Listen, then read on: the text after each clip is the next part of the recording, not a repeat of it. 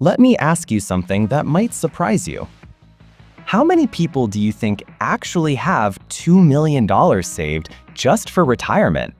10%, maybe 5%. Nope. According to data from the Federal Reserve's Survey of Consumer Finances, the real number is barely 1.8% of households, not individuals, households. That means out of 100 American homes, only 2 have reached the $2 million mark in retirement accounts. And before you say, okay, but maybe their houses count, let's clear something up right away. This doesn't include houses. This doesn't include cars. This doesn't include family heirlooms or the painting your aunt swears is worth $40,000. We're talking purely about money set aside in retirement accounts, 401ks, IRAs, Roth IRAs, those employer-sponsored plans you've promised yourself you'll contribute to next year.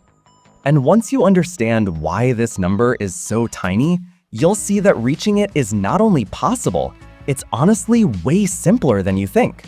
So stay with me, because toward the end of this video, I'll share the one shift that practically guarantees you reach this milestone if you take it seriously. It's not fancy, it's not complicated, but almost nobody gets it right. Let's start from the ground floor. Who actually has $2 million saved? When we hear $2 million, most of us think of celebrities or CEOs or people who eat breakfast on yachts. But the truth? A lot of the people who reach this number aren't flashy at all. Most are long-term savers who consistently invested for 30 or 40 years.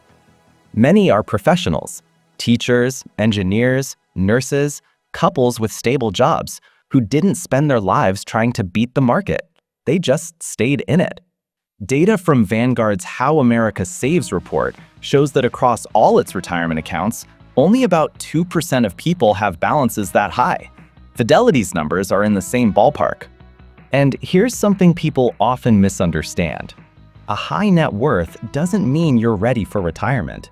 The median American homeowner has more than 50% of their wealth tied up in their home, according to the US Census Bureau. But home equity isn't income. Your house doesn't send you a monthly check. You can't swipe your debit card and pay groceries with your kitchen tiles. That's why retirement experts keep hammering the idea that liquid invested assets matter more than home value. Home equity is great. It gives comfort, stability, a sense of accomplishment, but it doesn't compound like invested money. So when we talk about the 1.8% who have hit that $2 million mark, we're not counting their house.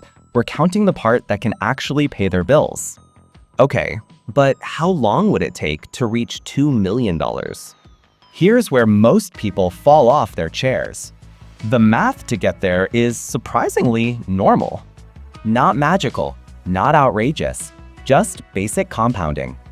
If you started from zero and invested about $14,000 a year for 36 years, roughly $1,170 a month, and earned a long-term average return around 7% after inflation, which is consistent with historical stock market performance according to data from NYU's Stern School of Business, you'd cross the $2 million line. Keep the contributions the same every year. No fancy tricks, no sudden big win. Just time plus discipline. If you start at 30, you hit the goal at 65 or 66.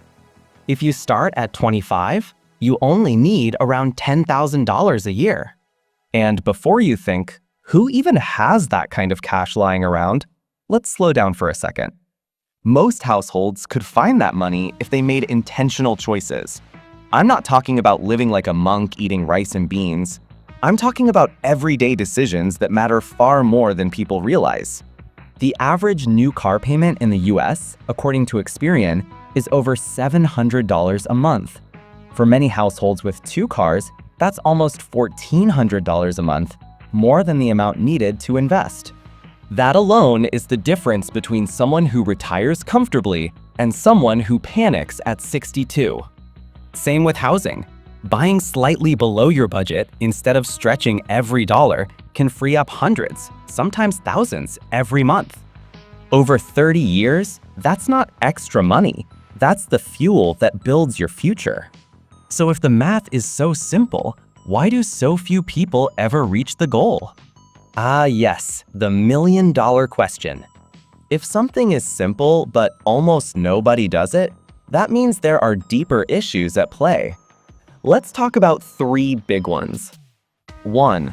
Retirement is always the thing people promise to start next year. You know how when the smoke alarm goes off, your brain says, "It's probably nothing," until you smell something burning? That's how people treat retirement savings. According to the BLS, Bureau of Labor Statistics, most households spend the first 2 decades of adulthood juggling kids, housing, job changes, and emergencies. Retirement feels far away, like something for your future self, so it gets postponed. And when you postpone something that depends on time, you lose the very thing that makes it powerful. 2. Lifestyle creep ruins more futures than bad investing ever will. This one stings. When income rises, people spend more. It's natural. Better house, better car, better phone, better vacations. But here's the trap. Every dollar that goes toward a bigger lifestyle is a dollar that never compounds. And small differences become massive over time. If a household chooses a modest home that costs $300 less per month, that extra $300 invested over 30 years at 7% turns into over $360,000 for one decision. A lot of people don't realize how expensive looking successful is. 3. People rely way too much on Social Security. The Social Security Administration reports the average monthly benefit is around $2,000. That's $24,000 a year. Helpful? Yes.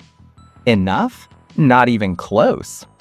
Social Security was always meant to be a supplement, not the main course.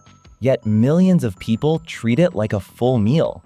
The real median retirement savings is shocking. Want to know the median retirement savings for American households? Around $87,000, according to the Federal Reserve. Half of households have less than that. And the average personal savings rate, this includes all types of savings, not just retirement, is below 5%, according to the Bureau of Economic Analysis. 5% is nowhere near the amount needed if you're aiming for a 7-figure retirement. That's why so many people hit retirement age and feel the ground shift under their feet. They end up working longer, cutting back their lifestyle, or leaning heavily on Social Security. Not because they didn't try, but because they didn't start early enough or didn't save intentionally enough. So what does $2 million actually give you? Great question. With the commonly referenced 4% withdrawal rule from the Trinity study, $2 million allows about $80,000 a year in income. Add Social Security for 2 people, around $48,000, and you're looking at about $128,000 per year in today's dollars. That's not luxury jet to Dubai money, but it's very comfortable money. The kind of money that lets you sleep without worrying about bills. And here's the part people don't realize. The second million comes way faster than the first. This is my favorite section because this is where people's eyes go wide. Let's say you hit $1 million by your mid-50s. The S&P 500's long-term average annual return before inflation is roughly 10% according to data from Standard & Poor's. At that rate, your money doubles in a little over 7 years. Meaning 1 million to 2 million, without adding anything. That's the magic of compounding. The first million is the grind. The second million is the sprint. Even starting with $500,000 at age 50 puts you on track to hit 2 million by 65 with no additional contributions. That's the math. That's the history. That's the pattern. Money grows slowly, then suddenly. So what's the real secret move that practically guarantees you reach $2 million? Here it is. Ready? Live just one step below your means. Not 5 steps. Not a monk-level sacrifice. Just one step. Instead of maxing out your budget on a home, buy something slightly cheaper. Instead of chasing every new model of car, drive something reliable. Instead of taking 4 big vacations, take one meaningful one.